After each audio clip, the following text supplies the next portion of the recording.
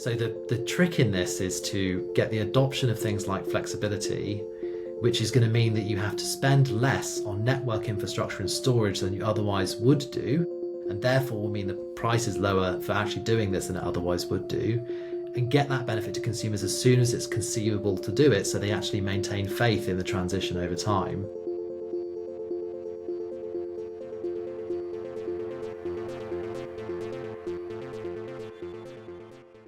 Hello, and welcome to the Energy Conversations podcast, where we bring together leading voices to explore the most critical issues shaping our energy future.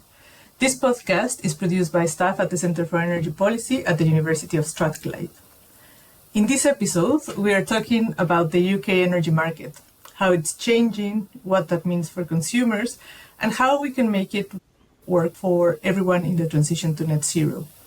After the shocks of the energy crisis a few years ago, prices have started to settle, but bills are still high and many households are struggling with paying them. So, how do we balance it all? Cost, fairness, and climate goals, and how we can ensure the benefits of a smarter, fairer energy system reach everyone? So to help us unpack that today, we're joined by two guests with deep expertise in the energy world. Richard Neudegg, Director of Regulation at Uswitch, works on helping mainstream energy consumers take up new tools and products, from smart meters and time-of-use tariffs to digital apps like Utrack, which can help save people money and shift their energy use to cheaper times of day, and our very own Dr. Christian Calvillo, Senior Research Fellow at the Centre for Energy Policy, whose different projects with the Energy Demand Research Centre and the UK Energy Research Centre looks at how different energy tariffs and policies can reduce the burden on those least able to pay. Together, we'll explore how to get more people engaged in the energy transition, how to encourage new habits, support fairer pricing and build a market that really delivers for our consumers and the planet. So Richard and Christian, welcome to our online studio today and thanks for joining us. Thanks for having me, great to be with you. Yeah, thank you very much. Excellent to be here. I'm sure most of our listeners would already know Uswitch, and many will have used their services. Uswitch has been helping UK consumers save money on their bills for over 2 decades, and it is now one of the country's leading price comparison sites, accredited by Of Confidence Code, and helps people make smarter, more informed choices about their energy and household costs. Richard, would that be a fair description, and could you maybe tell us a bit more about your role within the company? Yeah, great description. You introduced Uswitch better than I could, so much appreciated. So again, thank you for having me. I look after our regulatory and government relationships and the sort of policy work that Uswitch has done. We just celebrated at Uswitch our 25th birthday, so Uswitch sort of formed around the liberalisation of the retail energy market, helping consumers to switch when they could for the first time. And I've been with Uswitch on for mere sort of 11 years of that journey so far. So I've seen a few cycles of energy retail policy in that time, and now's a particularly interesting moment for it. So as you say, Uswitch is probably the best known comparison brand in the energy space. We obviously help consumers with more household services, just energy, but energy has been our real sort of area of deep expertise for some years, and where a lot of our history is. A lot of users come to Uswitch. We get 33 million users every year. So some are doing that to compare energy tariffs and to switch energy tariffs, but a lot of people are also coming to us for information generally. When we look at and how we're increasingly thinking about it is if you look at people who actually run an energy comparison on Uswitch, so are in a pretty engaged moment, they're trying to figure out what they should do about their energy tariff predominantly. The customers that do that represent around a quarter of all domestic energy consumption on the grid in the UK annually. So it's a pretty big chunk of consumers who are in a pretty engaged moment on Uswitch, making those kind of decisions. But as you mentioned, increasingly we are seeing that far beyond just the choice of what supply should I be with and what tariff should I be on. Energy choices are getting much more complicated. Throughout the energy crisis, switching wasn't really possible anyway, and consumers are increasingly thinking about managing their consumption as well as what their tariff choices were. And so the services we've been developing more recently on top of comparison switching have been things like Utrack, which is an app that connects your smart meter, helps you understand your consumption. That's a sort of first step into the world of helping people consider their time of use choices. We've offered a supplier agnostic version of the DFS scheme to help people shift consumption around more challenging consumption periods for the grid, things like that. So increasingly our relationship with customers is evolving to something that is just a sort of once a year, am I on the right tariff sort of question to how should I manage my energy consumption more broadly. And that's before we even get to EVs and heat pumps and solar and all these other broader choices. And so our main focus really is that's a lot for consumers to process and think about. We're talking to a lot of consumers. They've got a lot of decisions to make. And so our focus is how can we really do a good job of that, helping consumers go on the journey that they're being asked to go on to do the things that are going to be necessary to achieve clean power, net zero, energy security, all these things that we really want to achieve as an industry. It's excellent. Thank you so much, Richard. And as you were talking about consumers, I think that also leads us to ask Christian if he could give us a little bit of his background on the work he's been doing and how he's looking at energy bills for the most vulnerable consumers and see how both of those things engage between them. Thank you, Pau, and thank you, Richard, for that introduction. I think that's very, very interesting because it really talks about how things have been changing in the last couple of years and since the energy cost crisis and today, and how the market is constantly evolving and how many of these challenges still persist. So my background, I've been working at the Center for Energy Policy for about 8 years now, and we work across the net zero space, as our listeners probably know. But one key focus that we carry across all our projects is always the just transition and kind of understanding the costs and the benefits and how those are distributed for different groups and across the whole economy. One particular area I'm very interested in, my projects I focus on, is on vulnerable consumers, and as was probably highlighted at the start, there are two recent project examples that are worth mentioning here. One is with the UK Energy Research Centre, where we're looking at the social and flexible tariffs and how this may look like, but also how this can play a role in supporting consumers. Obvious question is how we pay for them and how can we distribute those costs fairly across the whole consumer base and beyond. Another interesting project is the one with the Energy Demand Research Centre. In that one, I'm looking at the impacts of the transition on groups with protected characteristics, for example, age, sex, ethnicity, other characteristics, with the idea that these impacts are not the same for everyone and that they go beyond to income level, because they're kind of, I think we researchers are very bad at understanding sometimes the distribution of impacts because we tend to focus too much on the income level, which of course is super important, but there are also other challenges that are specific to different groups, and we try to unpack all that. So I'm looking forward to continue the discussion. Thank you. So to jump into looking at how the current energy market looks these days, the landscape of it, we're seeing significant changes in how consumers interact with the energy market these days, and especially this year. From your perspectives, what have been the most important developments that you're observing in terms of consumer behaviour and market innovation?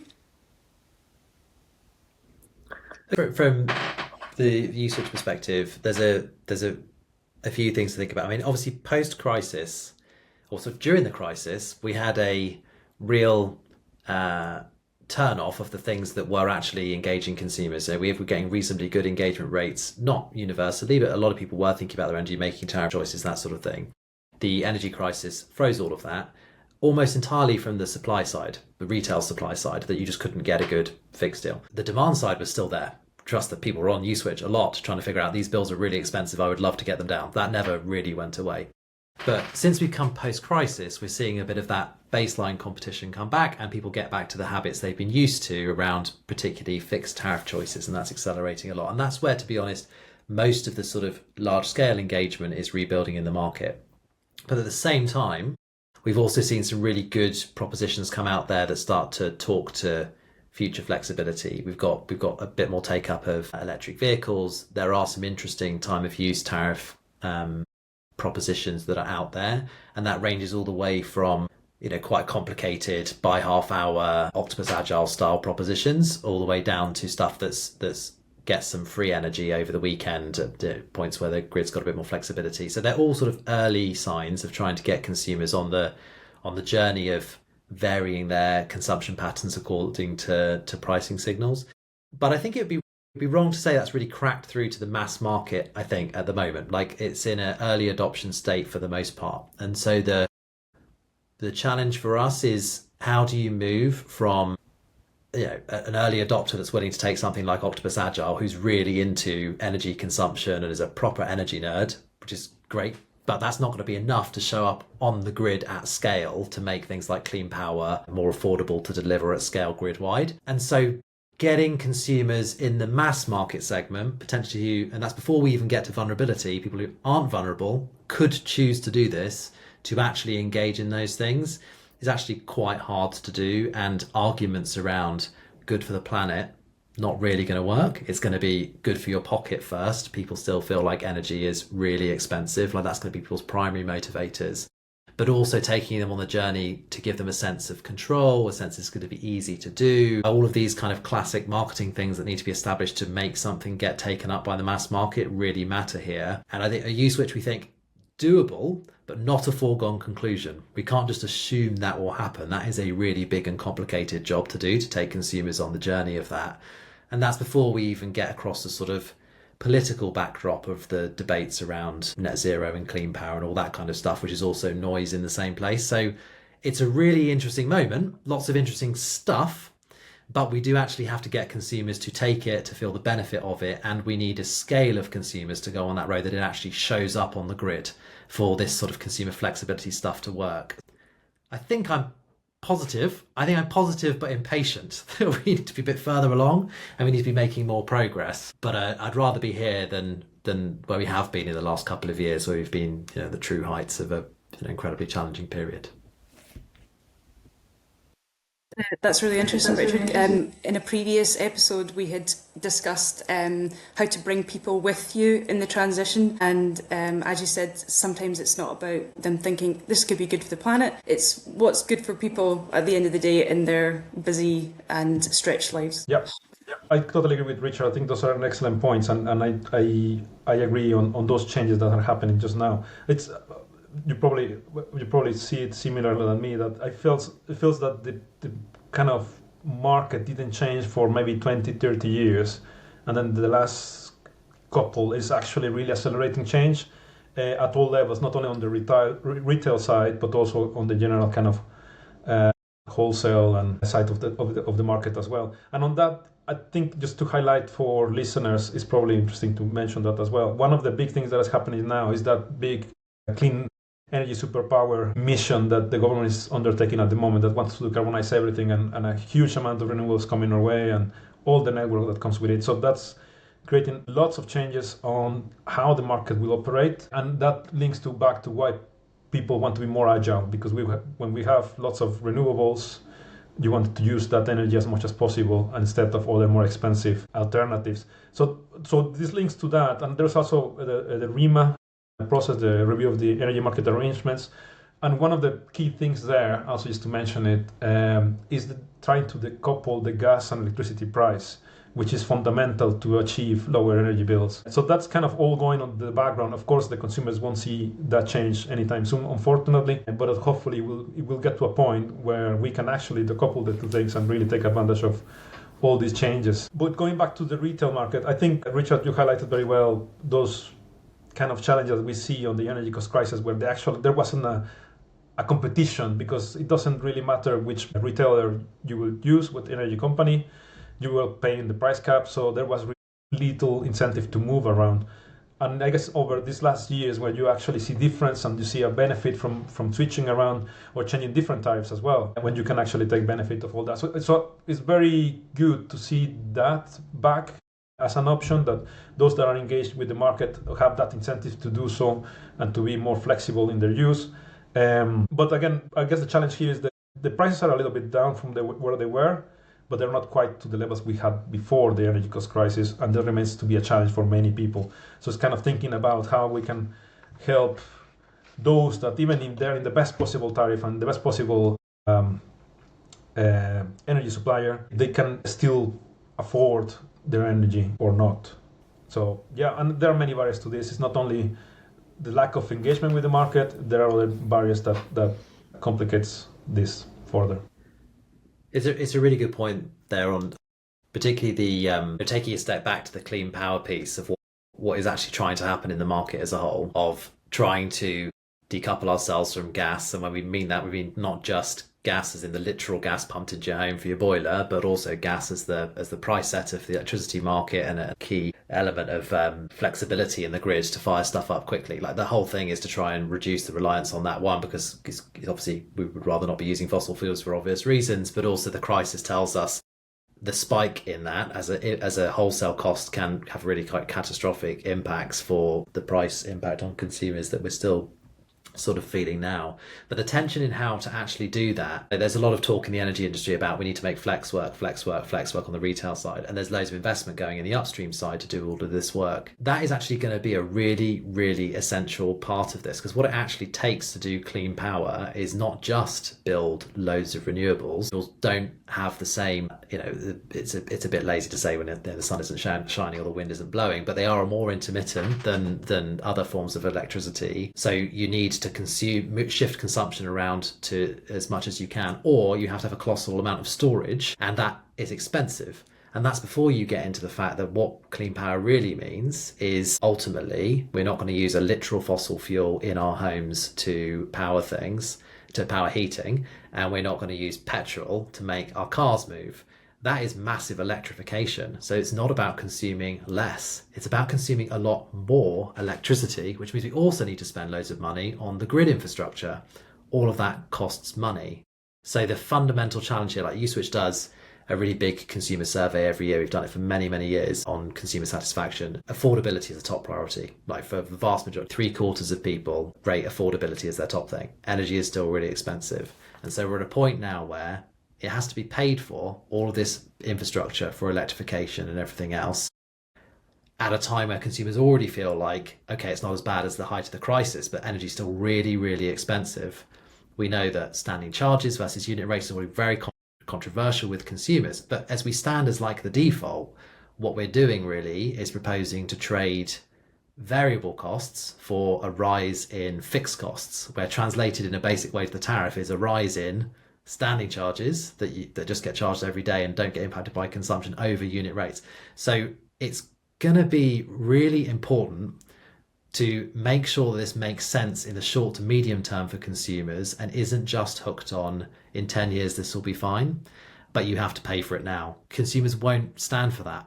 So the trick in this is to get the adoption of things like flexibility, which is going to mean that you have to spend less on network infrastructure and storage than you otherwise would do, and therefore will mean the price is lower for actually doing this than it otherwise would do, and get that benefit to consumers as soon as it's conceivable to do it, so they actually maintain faith in the transition over time. There's a version of this where we don't do that. We spend all of the effort on the upstream, we spend all of the money on the network infrastructure and the renewables, and we don't make the adjustments to the way the retail market works, both in the actual kind of setup choices there are from a policy perspective and the consumer behaviour journey we need to go on. So we get the worst of both. Energy feels more expensive, it costs more to actually do it, and consumers lose faith along the way. Like, that's the balance we're at. So there are lots of choices coming up in the next year, 2 years, that are really going to make a difference between whether this is a really good version of this or still need to do it, but more painful than it needs to be. And I think we're right on the boundary of that right now, of what version of it's going to be. Thankfully, obviously, this podcast and Christian's going to help solve it all for us. But it's a big moment for energy policy and a big moment for whether we're really going to actually pull this off in the UK or not. Yeah, just to add to that, I think those are excellent points, and I totally agree with all those. And that particular of the cost today versus the cost in the future, and also the benefits in both ends is very important, because it's very difficult. If you're already struggling to your bills today, at 10 years, half price electricity doesn't really help. And I guess also thinking about the wider cost of this is not only that you won't be able to afford your energy today and you will be cold, the problem is you might also get sick and you might not recover because of this, or you get into debt, and then getting out of that cycle is very, very hard. So we really need to look after consumers to avoid to get to those traps that are really very well researched and very well understood, that when you get into debt, you get into poverty, it's very difficult to get out of it. So we need to look after our consumers. Yeah, and I think what you both are saying is on affordability and its influence on public support for the transition is key. As a consumer, it's really hard to decide on how to save some money. And that's why I want to talk about time of use tariffs and demand flexibility, which are often sold to us as a win-win solution that is good for our bills and good for the grid.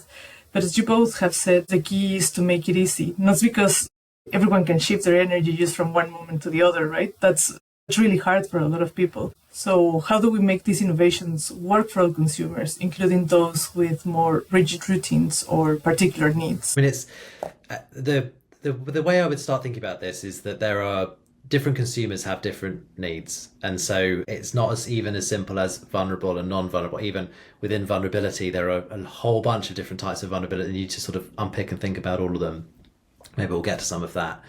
But even for consumers that don't have any aspects of vulnerability, as I was saying before, adoption of any kind of new thing is not a given, and there is an adoption given. Even within those groups, it is not easy. So even for non-vulnerable customers, it's not obvious that people will actually take time of use options. For most of the people in that segment, if I sort of start with how do we get this out of for said in the most loving way, energy nerds that will take Agile Octopus or whatever into another segment of customers, there are lots of different ways we need to bring people along those journeys. But even if we look today for, say, EV owners who have a driveway and have a charger at home, even those customers in research we've done, a staggering number of them are on standard variable tariffs now. Even though it makes absolutely no sense for them to be on a standard variable tariff, they should be on an EV tariff where there's only upside. The sort of most obvious time of use tariff option.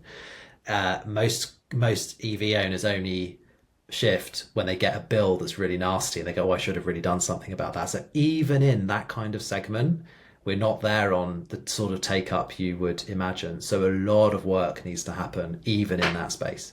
So we have to solve it with those kind of people, and then we have to get it more widely. The most important thing really is that there's money in it for consumers, because bills are really high. So people will.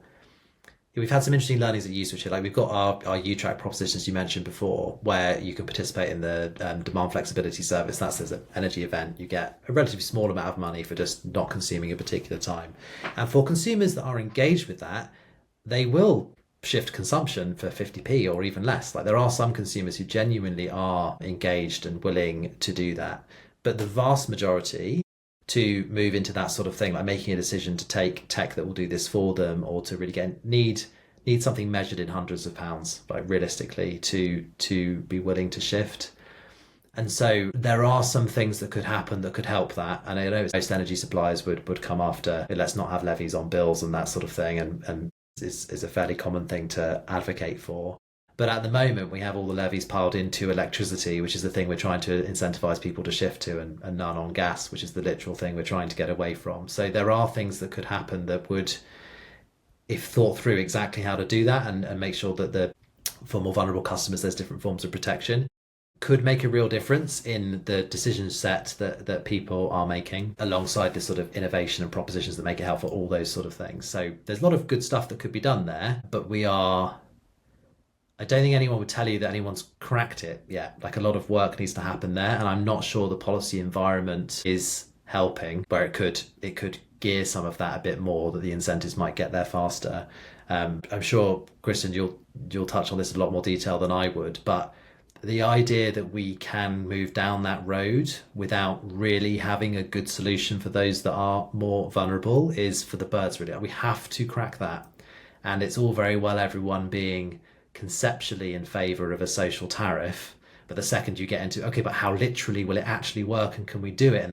And 10,000 different views and it takes forever. That's not going to work. We just need to get a real solution there, even if it's imperfect, but better than we are now. And then in doing that, it will allow us to progress into that mass market segment on flexibility. But I think at the moment there's a real risk of a stalemate, where we don't unblock any of these things and then don't move forward, because every decision has to have no taxpayer implication, but it's quite okay for have a bill payer implication. By the way, they're the same people. All of this stuff is a bit of a mess. So again, I have faith Christian's going to tell us exactly how to unlock this, and then it'll all be fine. But we just need a couple of unlocks, and then we can really get cracking on getting adoption up. Thank you, Richard. Excellent points. I agree with all that. There is a lot to unpack on that. But let's start with the flexibility and the flex tariffs. All consumers are different, so the flexible tariff that is ideal for someone is not the same for other people, and that's kind of important to remember. But as a general point, and I think you're right on that one, I think this should become the mass market default, and I think it's hard to get to that point at the moment because people are very kind of, let's say, disengaged with energy use because during decades no one had to really care about it. But just, and again, trying to draw parallels from other cases. I used to live in Spain. I did my PhD there.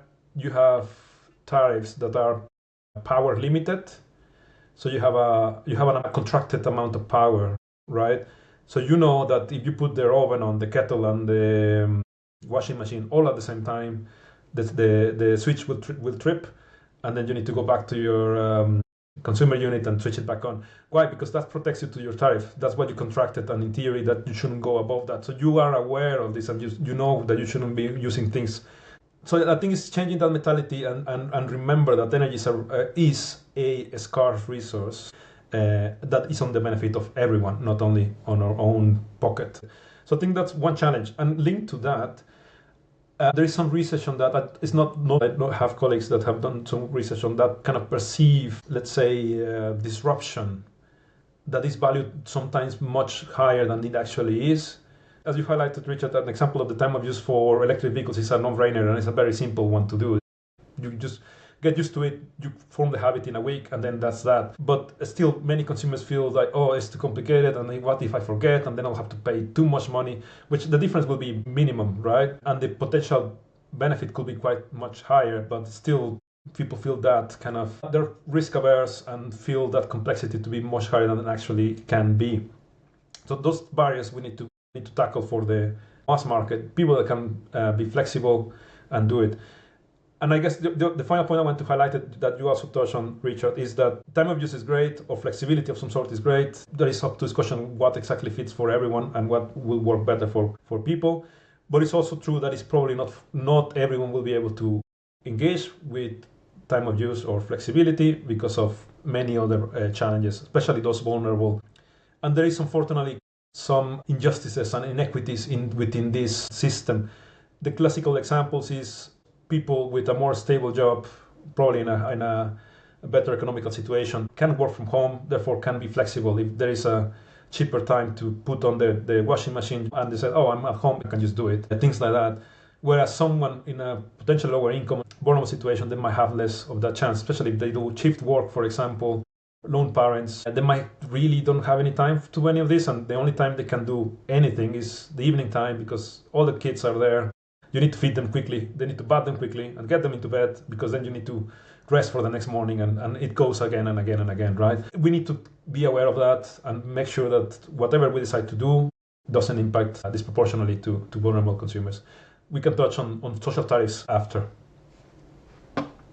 I think there's an interesting point, maybe we'll come to it later there, on what should the default be. You know, in the UK system, just because someone doesn't make a choice of a contract or whatever, if you take insurance and don't renew it, then you don't have insurance. You might have an auto-renew, but generally speaking. In energy, we don't turn it off if you don't make a tariff choice. There is a default. That's what the price cap controls and all that sort of thing. And so some of it comes down to what that is. And there's obviously the social tariff element off the back of that. And I think there's going to be some really interesting questions there for what should the incentives on people who don't make a choice be. Our starting point, at least our hypothesis here, is that we shouldn't, generally speaking, put time of use tariffs into the default tariff because it's fundamentally anchored time of use in a decision by the customer being made around their consumption. Now, that might be an automated decision that you've bought a piece of kit that automates it potentially, but either way, there's a level of choice the customer has made around their consumption. So if they've not even made a choice to enter into a contract that has those elements, subjecting them to time of use penalties if they don't do the right thing is not necessarily the right thing to do. But then you get into a question of, okay, but how do you build that into the default? And ultimately, we're going to need to get to a place where we really smartly have an answer on the sort of more vulnerable customers where they're not penalised. But we also need to have an answer for someone who's got an EV, a ginormous battery, parked on their driveway, and a potential to make really large impacts on the grid very quickly. If they want to plug it in at 6 p.m. and charge it straight away, that should cost money, because it is going to cost money. If everyone does that, it's going to cause the cost of the grid infrastructure to be much more for everyone than it otherwise would be. So the backstop default for a non-vulnerable customer ultimately is going to have to get to something where, I'm sorry, if we talk about flexibility as a demand on the consumer to be flexible, but if you as a consumer, non-vulnerable with your EV, demand the grid to be flexible to you, i.e. you want to plug it in at the point where everyone else is using a lot, that costs money. So we've also got to think about the distributional effects of that for that kind of customer who doesn't care that much that it costs £5 extra but still plugs it in. So it's tough, but all of that has to be considered, and a lot of it's going to be anchored on what's the default.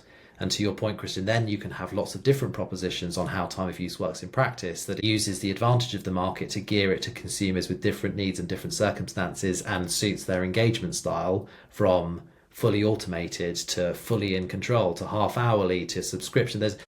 It's not going to be one answer. It's going to be lots and lots of different answers. And a competitive retail market can find all of those if geared in the right way, if the incentives are there, and we properly think through the customer groups that aren't going to respond well to that, are going to have real challenges. So again, it's all doable, but it's hard, and we actually have to do it. Otherwise, we will do all the upstream stuff, none of the downstream stuff, and won't actually get the benefits. Yeah, just on that, I think that's excellent points, and I totally agree that the default will be tricky, because the default is difficult to make a default for everyone that it's actually fair. But yes, I totally get to the point that we need to have a hard look to the mirror and remember that we're all on this, and we need to all play our little part, and the demand side is becoming more and more important as well. It's not only all the supply and the kind of upstream decisions and changes that need to happen. And on that, actually, it just reminds me of what you highlighted earlier. It's not a static energy system. Electrification is coming, and there will be an awful lot more electric load because of heat pumps, because of electric cars. And the other one that is the big elephant in the room, that people talking globally, people thought that we peaked our energy demand consumption in the last couple of years, but actually now it's looked that it's going to increase again because of AI and all the data centers and all the kind of digitalization we have in our life now. So there is a lot more energy demands coming, which make this even more important, if that makes sense. So we need to be even more conscious of how we use energy, because there will be an awful lot more demand coming our way. Again, it's not a bad thing, because if we use all these new technologies in a positive way and can make more productive work and ease our life and create value, it's a great thing, but we need to bear that in mind as we grow our energy system as well. Yeah, totally agree. It is a good thing as long as we're not using coal and gas and all of that in order to power it. So again, it's there's a lot of reasons to be positive about where we're going. It's how we actually make the transition to it work for people and bring people along that journey. Yeah, agreed.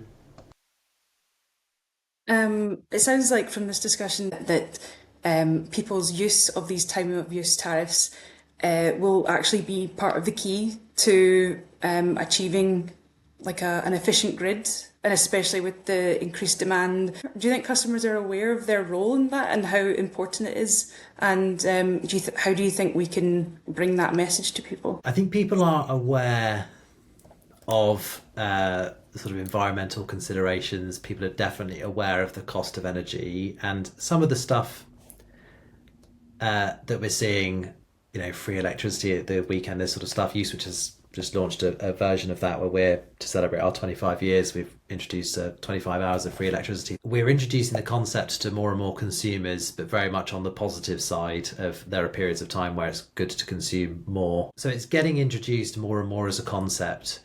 I think what it hasn't been introduced as is a sort of moral imperative to do this. It's interesting the way that you've discussed it, Christian, also with your experience in Spain as well. And I suspect that's because it's just politically going to make that very hard to make that work, that it is seen as anything other than a benefit is tough. I can imagine a world where there are aspects of power usage which ultimately transition into sort of social constructs. If I dragged out my black wheelie bin full to the brim and never put out my recycling bins, of which I have hundreds of them, it would be embarrassing to my neighbours. I would be like, there would be a sort of, oh, they're not recycling, that's quite weird. So equally, if I pulled out or bought a 5p plastic bag at a supermarket. We've almost made a social construct around the not doing that. There are some things that become straightforward day-to-day consumer behavioural choices that have a sort of social embarrassment if I don't do them, because it's universally understood to be a positive thing, which I think we could get to with aspects of energy consumption. I always go to the EV example just because of the sheer amount of electricity that can take, and also I'm an EV driver, so I just think about if I walked on my driveway and plugged it in at 6 p.m, would that be embarrassing? But honestly, I think to get there, we have to anchor it in benefits of this. This is the path to ultimately having lower energy bills. To get the lower energy bills, you'll have to consume it in a particular type of way. You'll have to do these things. So we have to link those two things. The getting the bills down and the flexibility are sort of fundamentally linked. But don't think that that's hard, or you won't be helped in doing that, or you won't be screwed over if you've got real vulnerability reasons why you can't do that. I don't think it's going to be to save the planet, you cannot use energy at this particular time, or I don't think consumers are there. But I don't think it's practically speaking going to get the kind of adoption. Might be wrong, but I think that's why it has to, at least at this stage, has to be anchored in benefit. Just to add to that briefly, I think it's our excellent points, and it goes back to that kind of bigger social construct and the bigger social kind of challenge of this all is beyond the direct benefit, because of course that will incentivize at least those early adopters to move, but then those that are not adopting purely with incentive, what can you do to promote them and encourage them for that? Because at the end of the day, if people want flexible tariffs, for example, and if your current provider doesn't provide it, they will go switch somewhere else, right? So that's kind of what you want. How to do that? It's a difficult one because it's less visible how you use energy at home. It's not like your neighbors, as you highlighted, Richard, the example of the wheelie bins. That's something that people will look at you and look you like wrongly, right? But I think there can be ways around that, and I'm sure goes back to education at home and kind of how children look or use energy and how they probably can learn how to use it. Like, actually it's better to use it this way, or be careful leaving lights on, things like that you get that social pressure, let's say, to do the right thing in a more positive light, and then can also get kind of feel good about it as you go along. Just it's not quite the same parallel, but it shows you a little bit of this social pressure and that social construct. Like, my father-in-law gets so smug about telling me that he comes to Glasgow driving in his electric car, and it only costs him like a couple of pounds because he managed to charge at home, just do a quick charge somewhere in between, and then arrives to Glasgow and basically spent very little money, whereas in a normal diesel or petrol car he will be paying like about £50. So I think that type of things are positive, and we could potentially do something like that when say, oh, I have this amazing tariff, I save a lot of money because I play with it a little bit and manage to save, I don't know, 20% of my energy consumption. It does work. The sort of gamification elements like that work. I mean, I have an EV myself, and you feel so smug if you can get it home at 1%. You end up sort of gaming because I just don't want to plug it into a charger, then I can charge it, all sorts of things like that. So these things can be achieved, but they need marketing. All of these things are doable and are things that the retail market in general in a competitive space is very able to construct. You know, I go and get vouchers if I go to Lidl or whatever, like loads of things where people are engaging every day with digital things that nudge their behavior. So it can be done. It does need to be done in energy as well. And the exact right way of doing it will be different for different consumers. And you need the whole retail market to be competing in doing that.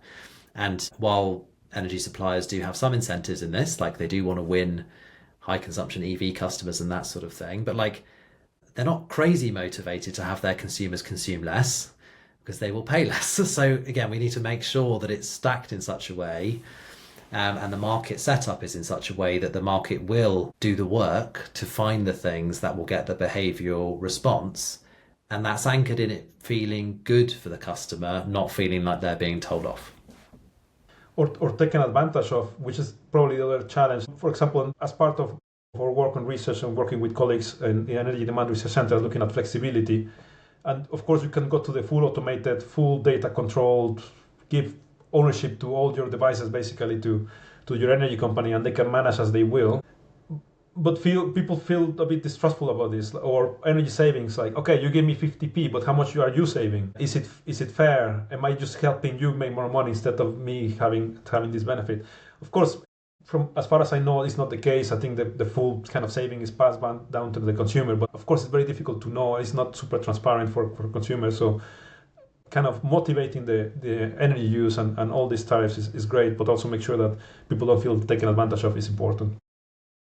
It's such a good point. I mean, trust is such a challenge in energy. I mean, that's why it's part of the reason why Uswitch has a role in this as a brand that people do trust. But people need third-party validation of, is this really a good deal? Because the level of trust in energy suppliers is not strong. I mean, there have been some suppliers that have done a bit of a better job or tried to break through in here, but that's not enough to make it work across things. So we are going to need trusted voices in the mix as well that help validate consumers that they're not being taken advantage of. And the proof ultimately is going to be in the eating for this. Consumers will either see their bills going down or they won't. And if what this does is, hey, we need you to be more flexible, but it's going to be more expensive anyway, that sort of medium-term challenge we were talking about before, it will not serve trust. That's the challenge. The bill is either going down or it's going up. The whole clean power thing is on the precipice of either being a thing that's seen as a device to bring the bills down, or it's seen as totally the reverse, a thing that is very expensive and is pushing bills up. And only one of those is actually going to work with consumers. So that's really what we've got to fight for.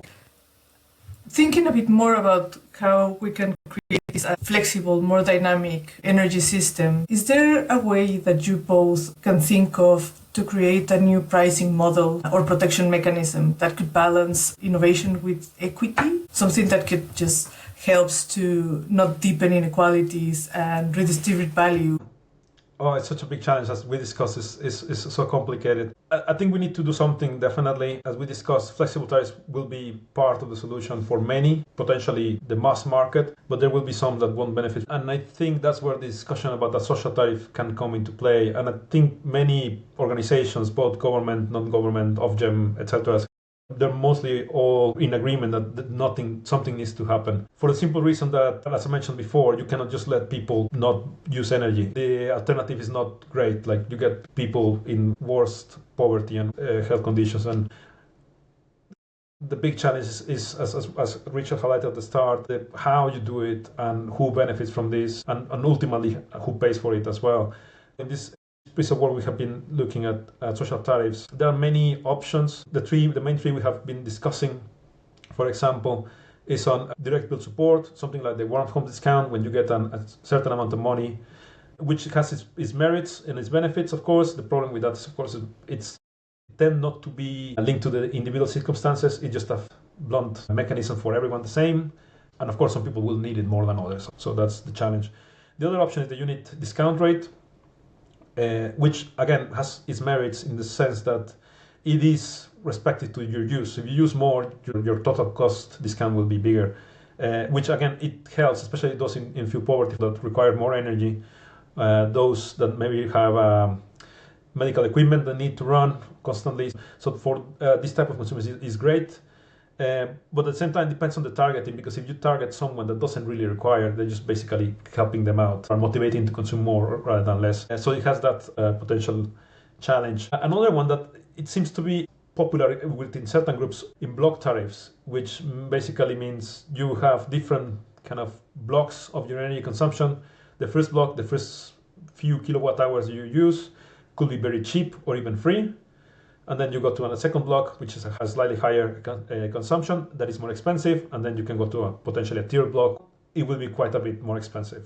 With the idea is that it promotes you using less. That idea works well in the sense that, in average, people with higher incomes tends to use more, and people with lower incomes tends to use less. So in principle, it works and could help those that spend more money to subsidize, let's say, those that spend less. So it can be cost neutral.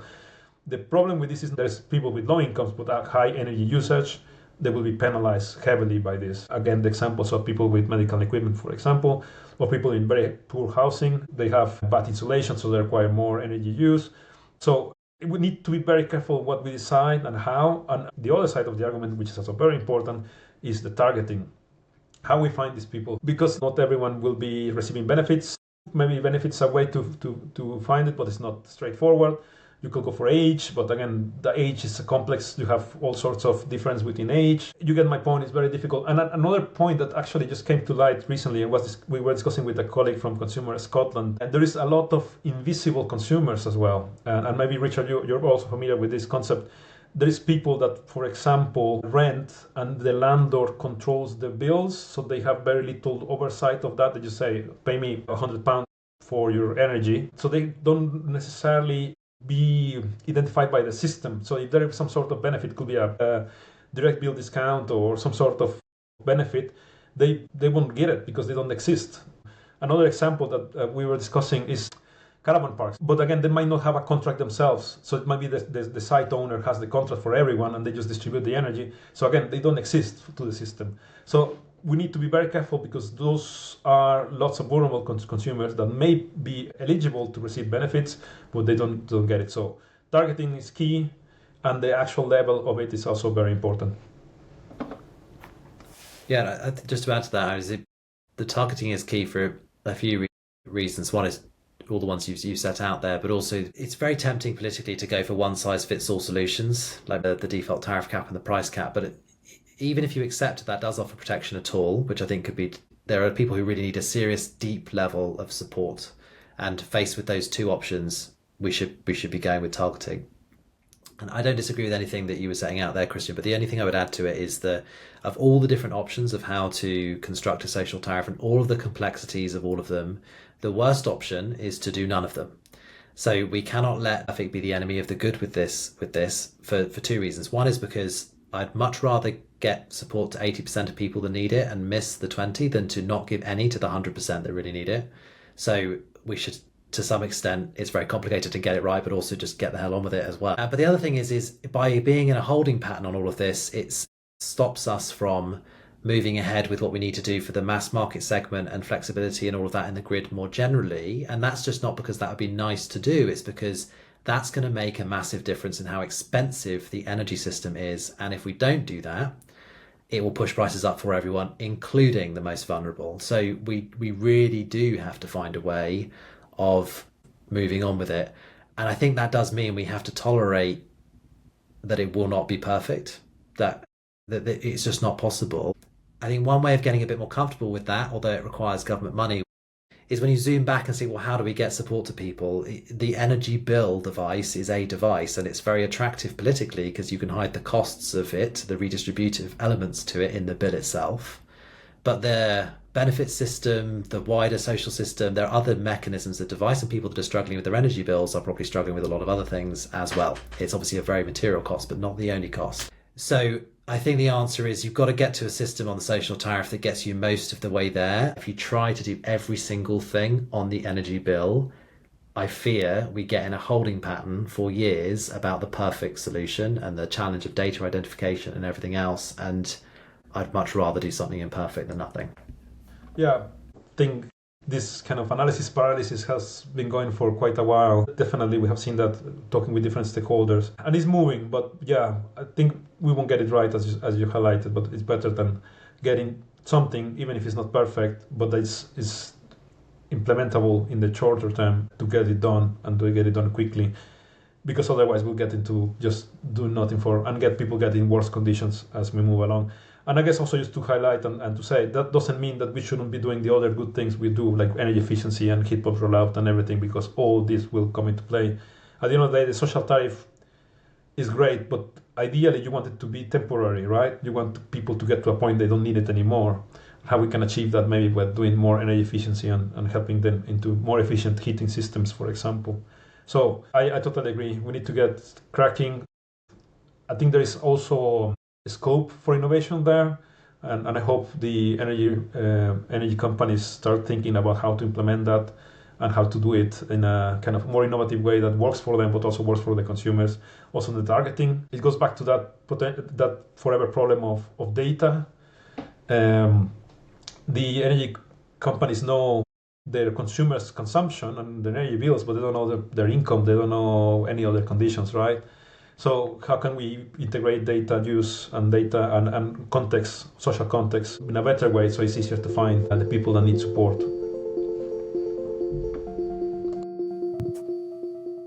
Well, that's been a really insightful conversation today. A huge thank you to both Richard and Christian for joining us. I think it's clear that the whole energy market is undergoing a revolution at the moment, one that will take us into a new era, including how a wide range of different consumers will interact with the market. And it sounds like you both agree that a market fit for net zero has to be both innovative and inclusive, using new tools to empower customers and making policy that supports those who might be left behind. Well, many thanks for participating in this energy conversation. As always, we have included the links to further information on both our guests' work in the podcast description. We also want to remind our audience that they can write to us at cep@strath.ac.uk if you have any questions for our guest or do you want to discuss any ideas for future episodes. Remember to subscribe to the podcast wherever you listen, and you can also follow the Center for Energy Policy on LinkedIn and Blue Sky to keep up to date with our research and events. Thanks for listening.